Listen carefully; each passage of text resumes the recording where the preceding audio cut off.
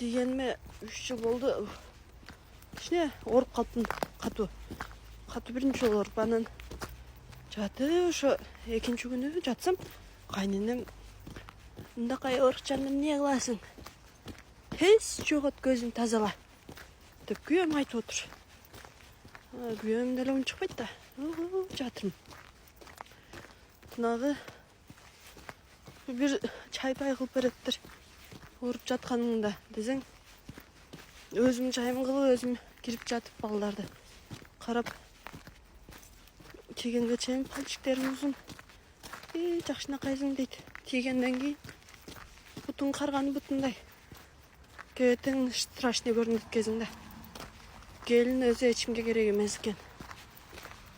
Эчимге, ушу үйдө эчимге керек эмес экен, мен билем.